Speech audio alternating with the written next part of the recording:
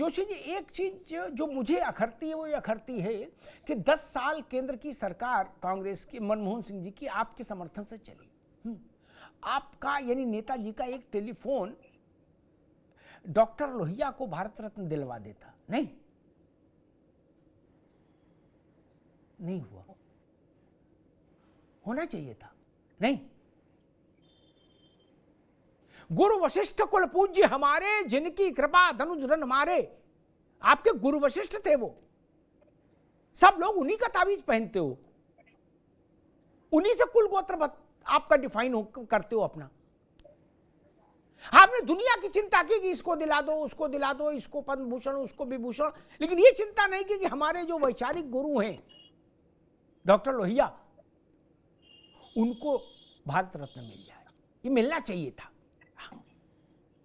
नेताजी के एक टेलीफोन का मसला था, अब बहुत जोर उनको लगाना पड़ता तो चल के जाना पड़ता, उतने में हो जाता, और नहीं तो वो सुरजीत से कह देते तो भी उनको कुछ नहीं करना, कामरेड सुरजीत से कह देते तो भी हो जाता, अकेले उन्हीं कहने से, लेकिन नहीं किया उन्होंने, ये चीज थी। खैर, सतीश जी, जोशी जी ने एक बड़ी बात कही और मैं उनकी बात से सहमत हूं।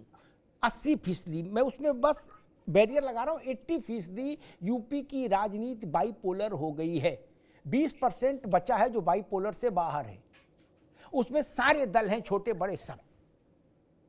आप सहमत हैं?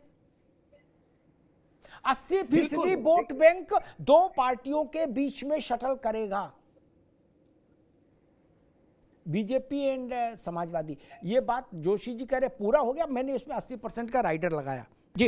लेकिन हाँ, ये सत्य है कि यूपी की पॉलिटिक्स बाइपोलर के रास्ते पर है, लगभग बाइपोलर हो गई। सतीश जी, नहीं देखिए, मैं पिछली बार जो अपनी बात शुरुआत करी थी कि उत्तर प्रदेश में राजनीति की शुरुआत धार्मिक पोलराइजेशन से शुरू होती है, और वो धार्मिक पोलराइजेशन धीमे धीमे कहीं ना कहीं पॉलिटिकल पोलराइजेशन में बदल जाता है, और इसको हवा बाकायदा एक सोची समझी रणनीति के तहत बाकायदा बीजेपी और समाजवादी पार्टी ने दोनों ने मिलकर के ये खेल रचा, और जानबूझ करके उत्तर प्रदेश की राजनीति से कहीं ना कहीं उल्टे सीधे आरोप लगा करके बहुजन समाज पार्टी को इस तरह की जो धार्मिक पॉलिटिक्स हो रही थी, कहीं ना कहीं मजबूरी में उसका सामाजिक एजेंडा कमजोर हो गया। क्योंकि देखिए, आप इस बात को मान लीजिए, ये मैंने बात पिछली बार भी कही थी कि धर्म की राजनीति को खत्म करने का एक ही तरीका है, सामाजिक न्याय की लड़ाई को आगे कर देना। अखिलेश जी जब सत्ता में थे तो उनको दलित मूवमेंट कभी समझ में नहीं आया। दलितों के ऊपर उन्होंने कितने 1 लाख दलितों को बाकायदा रिवर्ट किया सुप्रीम कोर्ट के बाकायदा निर्णय के बहाने। ये जिस जनेश्वर पार्क की बात करते हैं, वो मान्यवर काशीराम जी के पार्क को इन्होंने बाकायदा जनेश्वर पार्क बना दिया। मान्यवर काशीराम जी के नाम पर एक सहारनपुर मेडिकल कॉलेज था, उसका भी नाम बदल दिया। जो किंग जॉर्ज मेडिकल कॉलेज है, उसका नाम साहूजैन मेडिकल कॉलेज था। तो अखिलेश जी कहीं ना कहीं आप देखेंगे, योगी जी और अखिलेश जी कहीं ना कहीं एक दूसरे का प्रत्युत्तर दिखाई देते हैं, एक दूसरे का विकल्प बन के दिखाई देते हैं। दोनों पार्टियां, चाहे वो समाजवादी पार्टी हो, चाहे वो आपके एक बार सतीश भाई एक मिनट, हम आपकी बात से सहमत हैं, सारी बात हम मान भी लें, तो भी आगे बढ़े तो आगे बढ़ के नतीजा ये दिखता है कि बसपा मार्जिनलाइज्ड हो गई, यूपी की राजनीति बाइपोलर हो गई, बात खत्म। आप इस बात से सहमत है ना? बसपा, कांग्रेस और छोटी छोटी जितनी भी पार्टियां हो, कैप्टन डॉक्टर अयूब से लेकर जितनी पार्टियां, सब मार्जिनलाइज्ड हो गई। 80% वोट दो पार्टियों के बीच में शटल कर रहा है जी। देखिए, एक चीज बता दो कि ये जो उपचुनाव है, एक उपचुनाव नहीं, ना उपचुनाव नहीं, मेन चुनाव 24 का डाटा देख लो। 80% वोट, रुक जाओ भैया, रुको, 80% वोट भाजपा और सपा के बीच शटल कर रहा है। 80% लोकसभा की बात कह रहा हूं, उपचुनाव क्या हुआ? और 100% पोलराइजेशन तो पूरे विश्व में कहीं नहीं। निर्दलीय भी लड़ता ही है, 1% उनका भी वोट होता ही है। 100% वोट तो पोलराइज कभी नहीं हुआ बाइपोलर में भी, लेकिन 80% पोलराइज हो गया। सतीश जी, आप इस बात, बसपा इस बात से सहमत होना चाहिए कि नहीं? नहीं, मैं एक बात से बिल्कुल 100% आपकी सहमत हूं, लेकिन इस बात में एक छोटी सी बात और ऐड जी करना चाहता हूं जी कि समाजवादी पार्टी और बीजेपी का ये गठबंधन आज का नहीं है। आप याद कीजिए, जब राजनाथ सिंह जी को बाकायदा मुख्यमंत्री बनाया गया तो बाकायदा मुलायम सिंह जी ने जानबूझ करके बहुजन समाज पार्टी के 35 विधायक उनको उकसाया, बाकायदा तोड़ने वाले। देखिए, बहुजन समाज पार्टी तोड़ती है समाजवादी पार्टी, सरकार बनती है बीजेपी की, बाकायदा राजनाथ सिंह जी मुख्यमंत्री बनते हैं, और राजनाथ सिंह जी जो मुख्यमंत्री बनते हैं बाकायदा मुलायम सिंह जी के संरक्षण में पूरी सरकार चलाते हैं। ये उत्तर प्रदेश की जनता जानती है। अच्छा, आप देखिए, एक मिनट छोटी सतीश भाई, बात आप क्या ये कह रहे हो कि मुलायम सिंह जी का जनसंघ और आरएसएस से रिश्ता था, ऐसा कह रहे हो? आप मेरी बात सुनिए ना। अगर जी अगर अगर मैं अपनी आपकी बात को, अगर मेरी बात गलत हो तो मैं आपके इस चैनल पे माफी मांगूंगा। तमाम लोगों से पूछिए। एक मिनट, अगर ये बड़ी बात कह दी आपने, बड़ी बात। जोशी जी ये बड़ा आरोप है। सतीश जी कह रहे हैं कि मुलायम सिंह ने बसपा तोड़ी राजनाथ सिंह की सरकार बनवाने के लिए। जी देखिए, मुझे तो ऐसा लगता है, अमिताभ जी आपने जी जवाब देने का कहा तो मुझे जवाब देना है, लेकिन जो लोग खुली आंखों से राजनीति करें, मैं उनकी बात का जवाब देना पसंद करता हूं, क्योंकि हम लोग बहुत 3 दशक से राजनीति में हैं। अब इनको जब 24 के आंकड़ों में 80% जब आप चीख चीख के कह रहे हो, आंकड़े चीख चीख के कह रहे हो, वही समझ में नहीं आ रहे। और मेरे ख्याल से, मैं इनकी उम्र तो नहीं जानता, लेकिन इनके पॉलिटिकल साइंस पे मुझे आश्चर्य है। ये जिस तरह की पॉलिटिकल साइंस पढ़े हैं वो पढ़ते रहे, मेरे को कोई दिक्कत है नहीं। और निश्चित तौर पे कहना चाहता हूं, भारतीय जनता पार्टी से किसने लड़ाई लड़ी ये प्रदेश और देश को पता है, और आज भी कौन लड़ रहा है ये भी देश और प्रदेश को पता है। किसने हाफ करने का काम करा ये भी पता है। अब नई नई बातें कहने से मेरे को लगता है अब कोई फायदा नहीं है। आज अगर भारतीय जनता पार्टी की सांप्रदायिक राजनीति के खिलाफ उत्तर प्रदेश में लड़ रहे हैं तो केवल माननीय अखिलेश यादव और समाजवादी पार्टी लड़ रही है। जी ठीक है। अब सतीश जी, एक छोटा सा प्रश्न है। जो जोशी जी ने कहा कि भाई हम भाजपा से लड़ रहे हैं, इसका रिकॉर्ड है, और बसपा ने तो कई बार भाजपा के साथ अलायंस करके सरकार बना ली। नहीं, देखिए, निश्चित रूप से अगर विधानसभा में आप देखेंगे, जब जब अखिलेश जी कहीं ना कहीं योगी जी को उकसाते हैं तो सड़क के ऊपर कहीं ना कहीं किसी मुस्लिम भाई को अपनी जान गंवानी देती है। कोई ना कोई मुस्लिम भाई जेल में चला जाता है, किसी ना किसी मुस्लिम भाई का एनकाउंटर हो जाता है। लेकिन कहां आप देखिए, कहीं ना कहीं यही एक खेल है, क्योंकि अखिलेश जी भी ये जानते देखिए, पर आप ये चाह रहे हो कि जैसे मायावती जी मौन रहती हैं, घर में रहती है, वैसे अखिलेश जी भी रहें? आप ये चाह रहे हो कि जैसे बहन जी घर में रहती हैं, मौन रहती हैं, ना बोलती हैं, ना चलती हैं, ना कहीं भाषण, ना कहीं रैली, वैसे अखिलेश यादव रहे, आप ये चाहते हो? नहीं, आप मेरी बात को सुनिए। हाँ। देखिए, मेरी बात को सुनिए। मैंने ये कहा कि अगर विधानसभा के अंदर आप 2 मुख्यमंत्री अखिलेश जी का और योगी जी का वार्तालाप देखेंगे तो आप उसमें ये पाएंगे कि जैसे जैसे योगी जी और अखिलेश जी के बीच में कटुपराक्ष होते हैं तो सड़क के ऊपर कहीं ना कहीं किसी मुस्लिम भाई को, चाहे वो नेता हो चाहे वो व्यापारी हो, या तो उनका एनकाउंटर होता है, या वो जेल में जाते हैं, या उनकी हत्या हो जाती है। ये उत्तर प्रदेश में हुआ। ठीक है सतीश जी, ठीक है, अब रुकना होगा। मैं रोहित जी की बात करूं। ठीक, बड़ी विचित्र बात है।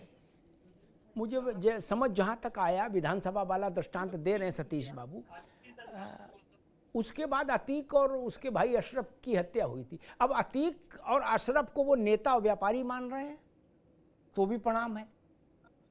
उत्तर प्रदेश उनको न नेता के रूप में जानता है, न व्यापारी के रूप में जानता है, उनको सिर्फ माफिया के रूप में जानता है।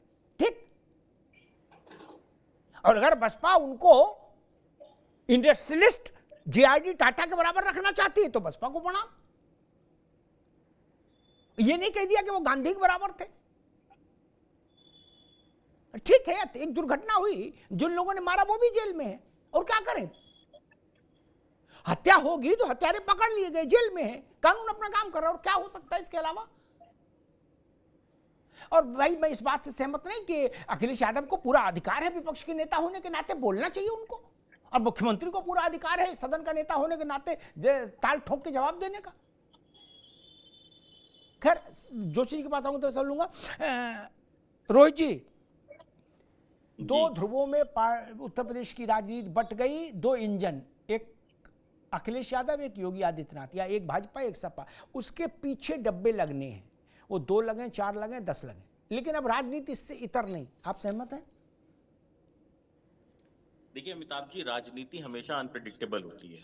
राजनीति में आम आदमी पार्टी जिसने जनता को 2014 में किस तरीके से गुमराह किया और किस तरीके से उसने अपना विस्तारीकरण किया, ये किसी से छुपा हुआ नहीं। और उसके बाद आज क्या हाल हो रहा है उस पार्टी का, जो सर्टिफिकेट दे रहे थे ईमानदारी का, आज वो खुद ही बेल पे बाहर हैं। जो कहा करते थे कि साहब आरोप लगते ही इस्तीफा देना चाहिए, उन्होंने कुर्सी के लाभ में और लोभ में वो जेल के अंदर रहते हुए देश के पहले मुख्यमंत्री बने जो जेल के अंदर रहे। उससे पहले जो भी मुख्यमंत्री गया उससे पहले उसने इस्तीफा दिया, कम से कम इतनी नैतिकता दिखाई कि इस्तीफा दिया, उसके बाद जेल गया।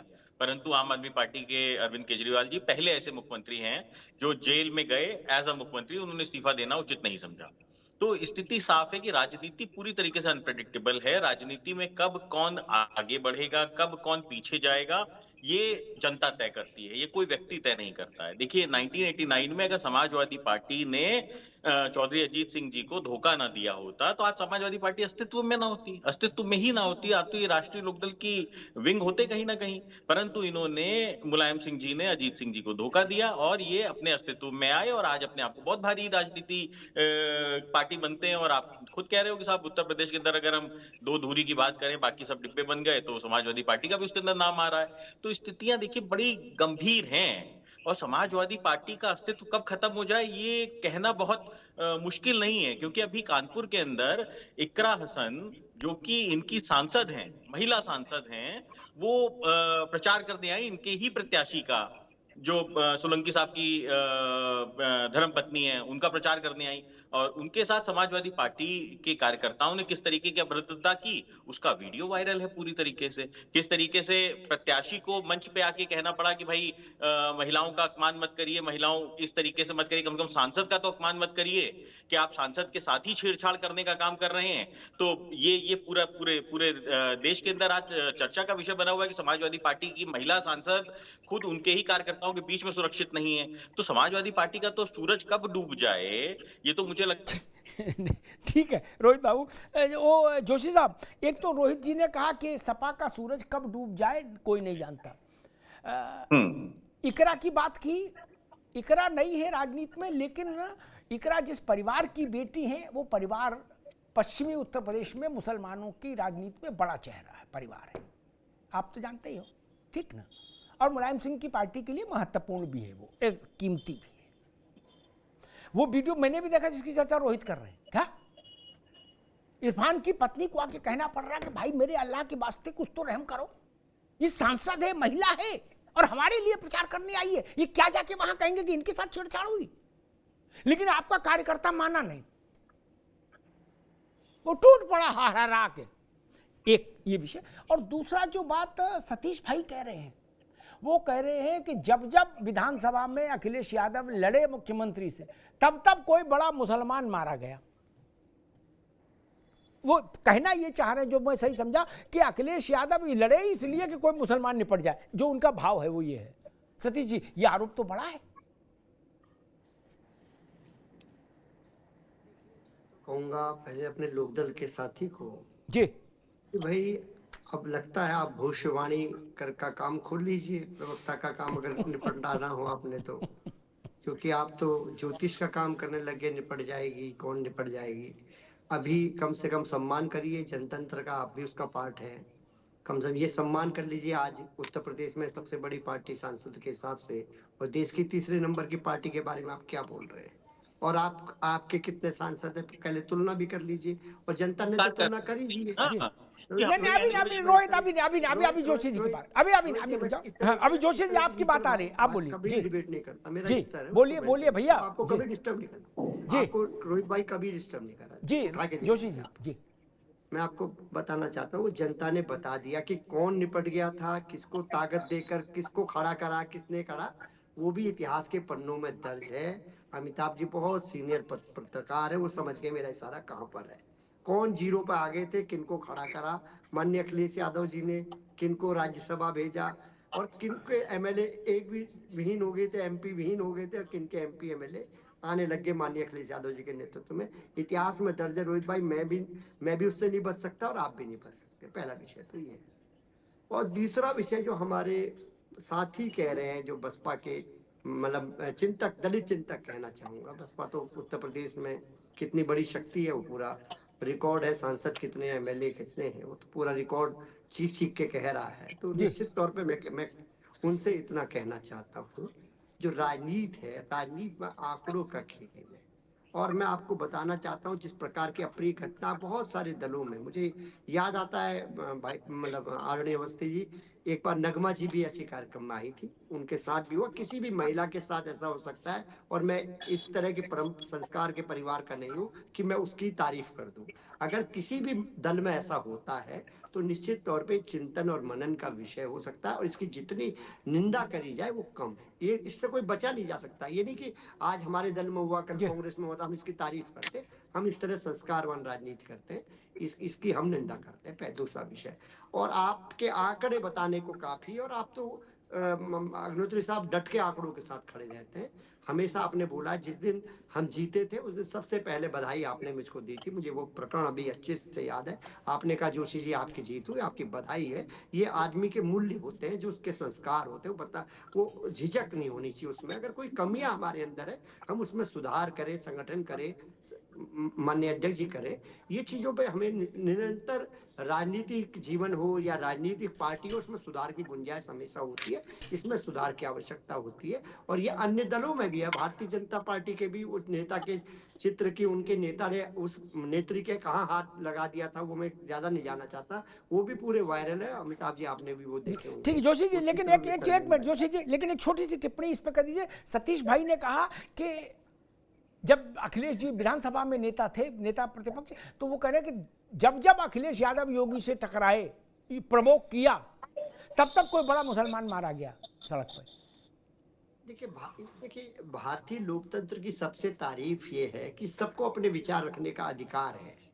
और इस प्रदेश के जो अल्पसंख्यक है वो जानते हैं कि भारतीय जनता पार्टी 403 में से एक विधायक का टिकट नहीं देती है। 9 टिकटों में से अब भी एक टिकट मुसलमानों को नहीं दिए हैं। कौन मुसलमानों को आगे लेकर आ रहा है, कौन उनको सामाजिक न्याय दे पा रहा है, और कितनी महिलाओं को भारतीय जनता पार्टी ने टिकट दिए। हमारे आंकड़े चीख चीख के चिल्ला रहे हैं। 9 में से 5 टिकट देने का साहस अगर किसी ने दिखाया तो माननीय अखिलेश यादव ने दिखाया। मात्र शक्ति, कौन उनको आगे लेकर आ रहा है।